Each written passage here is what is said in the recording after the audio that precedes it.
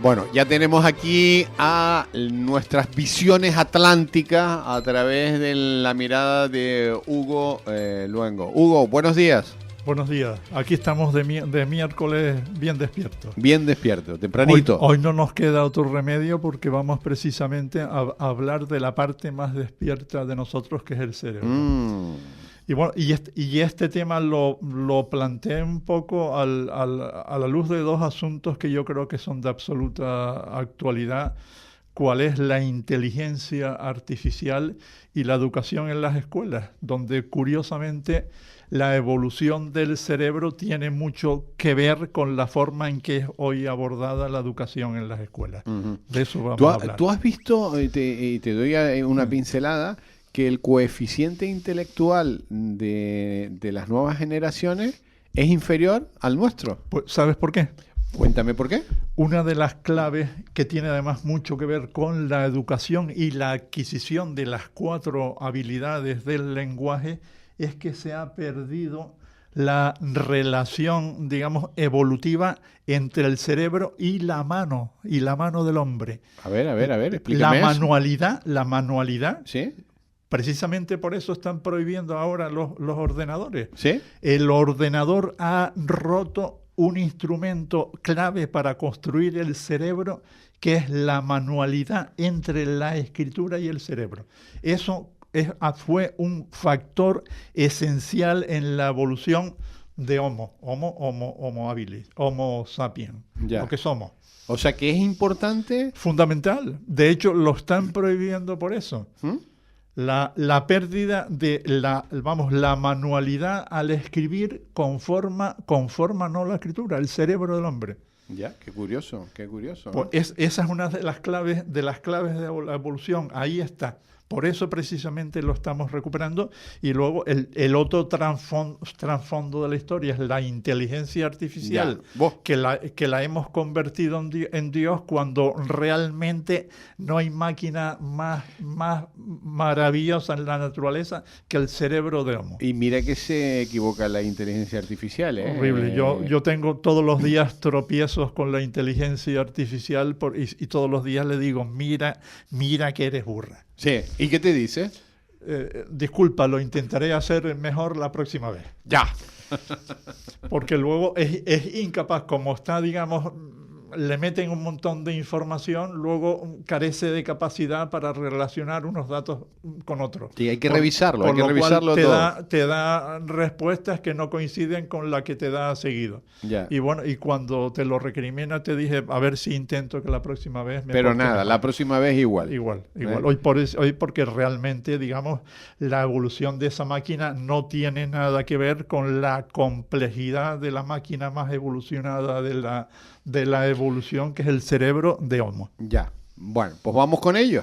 Bueno, vamos a ello. Yo, digamos, he seccionado en una serie de apartados el cerebro de Homo porque, digamos, llegar a entender la complejidad de esa máquina, yo la he abordado desde el punto de vista de la antropología, de la evolución. He planteado, digamos, la lectura que hacía Teilhard de Chardin con su término de noosfera en los años 20. He aportado, por cierto, una conferencia que vi el otro día en el Club Náutico, que la daba Antonio Machado Carrillo, que tú la conoces, que es un genio, un hombre un biólogo con un currículum imposible, donde aportaba... Y también escritor, ¿eh? Sí, donde aportaba digamos, para entender el cerebro desde el punto de vista evolutivo, el término de psicoesfera, inventado por él. Luego valoro el tema, digamos, del cerebro con el análisis, con la lectura desde el psicoanálisis que nos daba Sigmund Freud, el padre del psicoanálisis.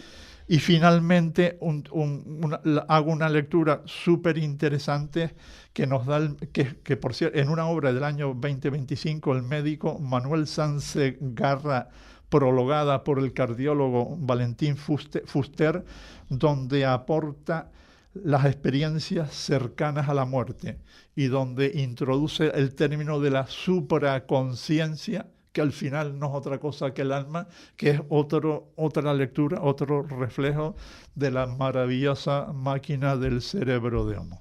Uh-huh. Bueno, pues tenemos algo importantísimo que a veces no lo valoramos, ¿eh? Bueno, no lo valoramos y ahí deberíamos de entrar porque, digamos, en esas 5 lecturas vemos todas 5 facetas posibles de la lectura del cerebro humano que nos acerca, digamos, a entender una máquina tan prodigiosa como esa. Y en la evolución, por cierto, de Homo, valoro, digamos, porque realmente, digamos, al final, en las evoluciones de las cosas, llega un momento donde precisamente lo que nos hace avanzar son los factores culturales. Homo sobrevive respecto del resto de las series coetáneas, como podían ser Neandertal, Denisovanos, Erectus o Heidelbergensis, donde respecto de ellos, digamos, en sus hibridaciones conserva en el ADN factores de todas esas especies de homínidos que ya desaparecieron, y donde realmente lo que le permite sobrevivir, curiosamente, es la institución social del incesto. Uh-huh. ¿Sabes lo que es el incesto? No, cuéntame. Bueno, el incesto es que los grupos humanos se reproducían entre ellos sin ninguna medida entre padres, hijos, primos, abuelos y demás. Se mezclaban todos entre ellos.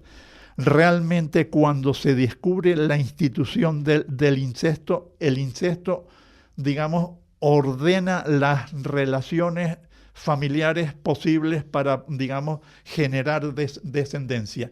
Y eso obliga, con la provisión del incesto, a que los grupos, a que las distintas tribus puedan mezclarse entre ellas, porque ya las mezclas al interno están prohibidas. Uh-huh. Eso obliga ¿Y cómo lo descubren esto? Bueno, hombre, después de 3 o 4 millones de años, 420.000 de más, los grupos obviamente eran conscientes de que para sobrevivir tenían que mezclarse. Tenían que mezclarse porque morían. De hecho, grupos como Neandertal, que desaparecen hace 30.000 años, al final perecen porque eran grupos que solo tenían relaciones al interno de sus pequeñas tribus, que cualquier posible enfermedad acababa con todos ellos. Una gripe en un momento determinado con grupos de 30 o 40 personas acaba con todos ellos. No teniendo relaciones cercanas, porque entre otras cosas no habían construido la relación del incesto, los hace imposible. Y hay otra, digamos, en la evolución humana, otra institución que yo creo que ha sido leída de forma muy particular, que es el canibalismo. Uh-huh. Cuando se hacen todas las excavaciones de Homo, incluso Homo sapiens, que tiene ya 300.000 años en sus últimas dataciones, descubrimos que en todas ellas los grupos que aparecen en los enterramientos, que ya tienen un valor ritual simbólico, aparecen, digamos, con prácticas de canibalismo claras. Las prácticas del canibalismo, tanto como del incesto, forman parte de la conformación de las proto-religiones animistas originarias que generaban unos vínculos de jerarquía y de organización social de los grupos de Homo, absolutamente necesarios para consolidar los grupos humanos y con el incesto, digamos, la relación de colaboraciones tribales. Tan es así que la única especie de Homo que sobrevive, que llegamos hasta los últimos, a los 20 o 30.000 años de antigüedad, es el Homo sapiens. Esa es la realidad. O sea, que son 2 lesiones aprendidas con el tiempo. Sí. Sí. Importante. Sin incesto y sin canibalismo no hubiésemos llegado aquí. Yeah. Es curioso. Yeah.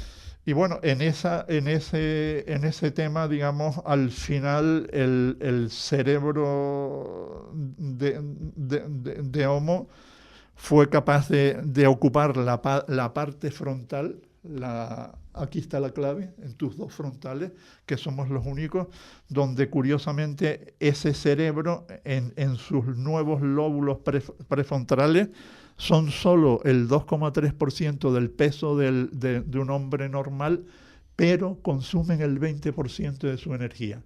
Nuestro cerebro, digamos, necesita una gran cantidad de energía. Curiosamente, lo mismo que necesitan hoy en día los grandes grupos de inteligencia artificial, donde hay que meterle por un tubo energía eléctrica para poderlo sostener. Esos serán los nuevos cerebros que hoy por hoy todavía están muy alejados de lo que ha sido capaz de generar una máquina tan fantástica como es nuestro cerebro.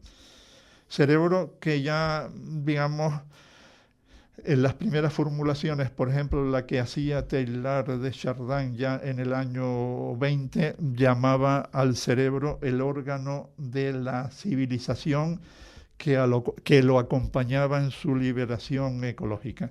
Y descubren un término, por cierto, que no compartía, que luego lo veremos, Antonio Machado en su exposición del otro día lo llamaba noosfera. Y lo leía como una máquina, digamos, ya alejada de la evolución.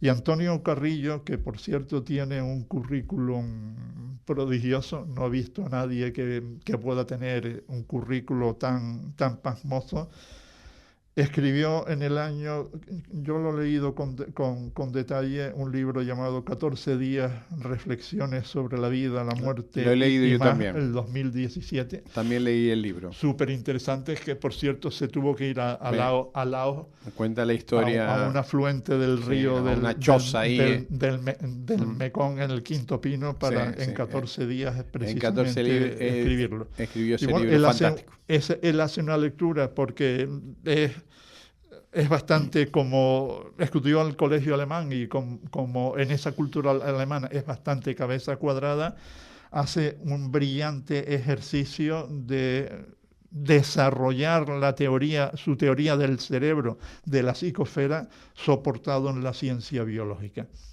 Y ahí como buen sistemático nos describe, digamos, la conformación de Homo como un ensamblaje de 4 linajes poligenómicos y simbiogenéticos, donde finalmente señala que la materia viva va acumulando información y aumenta diversidad. Y aquí es donde él, digamos, sitúa la aparición de la inteligencia, que dice que la inteligencia es capaz de mantener información hacia el exterior, por lo cual Homo se mueve en la psicosfera, que piensa, innova, incrementa conocimiento, es determinista y reduce la pesada carga de los instintos. Para él, aquí reside la psicosfera, que está en el cerebro, que es la esencia, digamos, de la evolución y de la comprensión del cerebro de Homo, que es el órgano obviamente más complejo de la evolución, que si valoramos, digamos, sus contenidos, nos metemos en un universo que llevamos, digamos, en lo alto de nuestra cabeza, que tiene 86.000 millones de neuronas. Tremendo, ¿eh? Y al interno es capaz de generar entre 100 y 500 billones de conexiones sinápticas. Las neuronas entre sí, a su vez, van conformando conexiones sinápticas que no son estáticas, sino que se van conformando en el propio desarrollo del cerebro, conformando una máquina que llega a tener entre 100 y 500 billones de neuronas sinápticas, que hoy precisamente es muy difícil entender que ninguna inteligencia artificial pueda o ha llegado a contener ese universo, digamos, que es el cerebro, que digamos que soportamos digamos en el cuerpo de Homo. Y aquí luego entraba, por dar otro ángulo del maravilloso mundo cerebral, en en las teorías que planteó en el año 23 el padre del psicoanálisis, Sigmund Freud, que ha sido, digamos, un monstruo en la ciencia, y lo hacía en su obra del yo y el ello, donde nos figuraba una construcción de la funcionalidad y de la personalidad del hombre, donde distinguía tres esferas: la esfera consciente, el superyo preconsciente y el ello inconsciente. En el juego de estos tres factores componía, digamos, el funcionamiento del cerebro humano. Y bueno, ahí está, digamos, en el equilibrio entre el yo consciente y el ello exterior, digamos, está la posibilidad de que el hombre funcione de forma equilibrada, reaccionando hacia el exterior.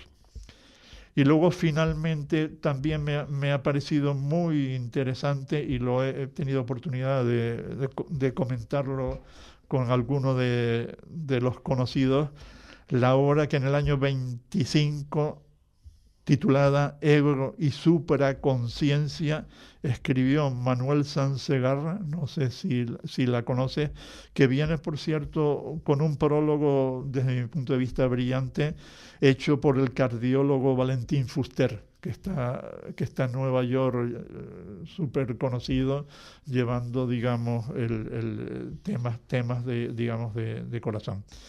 Y donde ellos profundizaban en las experiencias cercanas a la muerte.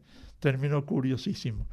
En las experiencias cercanas a la muerte, Manuel Sansegarra y Valentín Fuster señalaban que la supraconciencia, no el ego, la supraconciencia, que es la clave para encontrar el sentido de la vida, realmente no muere cuando muere el ego.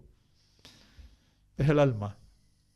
O sea que en el cerebro... Está el alma, en el cerebro. En el término en que ellos lo describen, realmente con la muerte del ego, que es el cuerpo humano, no muere la supraconciencia, que se mantiene en esa experiencia después de la muerte, se mantiene viva y mantiene, digamos... ¿Pero se mantiene en el tiempo o se mantiene un tiempo?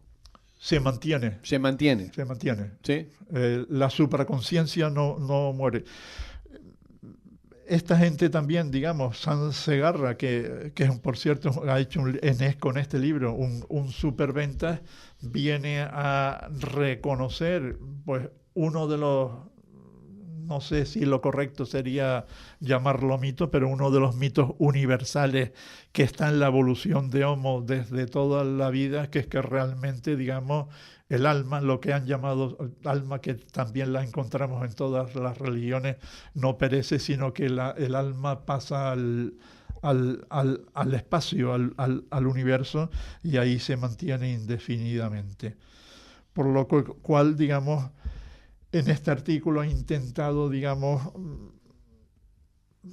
pasar por elementos de evolución, la nosfera, la psicosfera, el ello y la supraconciencia, que nos acercan desde las disciplinas de la antropología, la ciencia biológica, la psicología, la filosofía y la religión, la prodigiosa máquina del cerebro de Homo, que es precisamente lo que nos ha permitido evolucionar, en una evolución que ya hay que asumir que el propio cerebro nos ha apartado de la naturaleza. Ya el cerebro no forma parte de la naturaleza. Cuéntame eso, ¿cómo que el cerebro no forma? El cerebro ya no forma parte de la naturaleza porque ni siquiera ya depende de la evolución. Nos hemos apartado de la evolución porque ya las relaciones de reproducción de Homo ya están al margen de la evolución y se determinan ya por cuestiones que no tienen nada que ver con la naturaleza.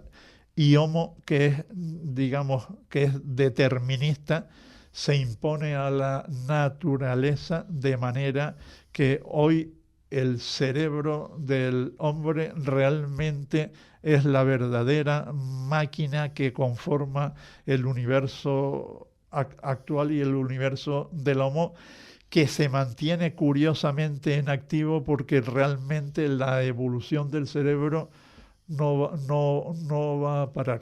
Ahora la No hemos, va a parar. no, y ahora la hemos detenido precisamente Pero porque no va a parar, pero hemos dicho que los coeficientes intelectuales están descendiendo. la hemos parado al haber roto la relación cerebro-humano. Sí, bueno, y con el tema de la inteligencia artificial la vamos a parar también. Bueno, en la medida en que confiemos más en la inteligencia artificial que en nuestro propio cerebro, mucho me temo que pararemos la evolución del cerebro. Ya.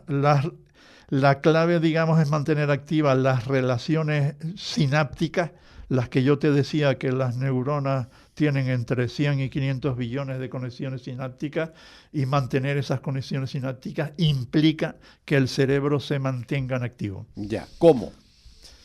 Pues para empezar, en la educación es fundamental recuperar de nuevo la escritura. La famosa caligrafía que nosotros escribir hacíamos en el colegio, que era la caligrafía, eso es precisamente lo que ayuda a educar el cerebro.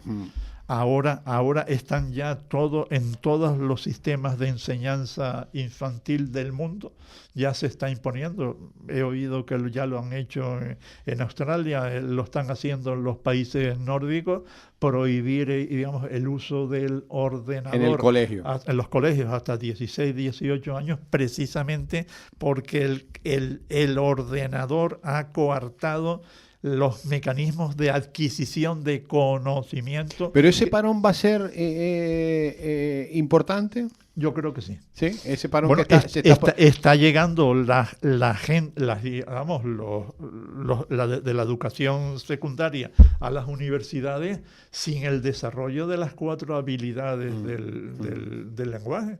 Y sin conocer, vamos, la gente hoy te lee un texto, es incapaz de entender los textos. Ya. Porque pues la opinión que mantienen, por cierto, muchos sin descender, por cierto, a lo mejor a los contenidos de las enseñanzas de la antropología, es que han visto que en los colegios se llega a las universidades sin tener adquiridos las capacidades y no se entiende.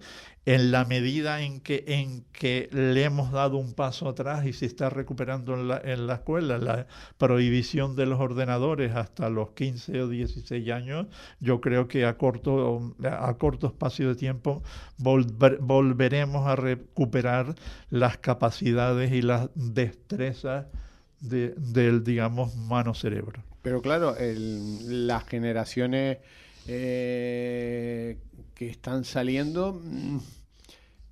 es un problema. Dejan mucho que desear en general, ¿no? Y en general, la otra deriva que hay con la inteligencia artificial, sí, que por lo menos a mí me pone los pelos de punta, es que estamos confiando en trasladar responsabilidades a la inteligencia artificial que carecen hoy por hoy de capacidades de decisión. Ellos actúan con mecanismos predeterminados que cuando hay conflictos no saben salir de ellos, porque además normalmente los conflictos a los cuales se tiene que enfrentar, digamos, el humano son conflictos, digamos, entre distintas esferas, no solo racionales, sino de distintos órdenes, y elegir la opción más conveniente, digamos, para el hombre, desde luego, hoy por hoy, ni remotamente la podemos confiar a una máquina, a una inteligencia artificial. Bueno, qué interesante lo que estás contando, ¿eh? Qué interesante. Sí. Porque claro, sobre ese asunto reflexionar. Se está escribiendo ahora a diestro y siniestro, y hoy por hoy confiar esas decisiones, incluso que hemos oído últimamente, confiar las decisiones para que se respondan desde la maquinaria de guerra a tomar decisiones, incluso con el tema de la bomba atómica, a la inteligencia artificial, es un absoluto disparate. Que ahí hemos llegado, ¿no?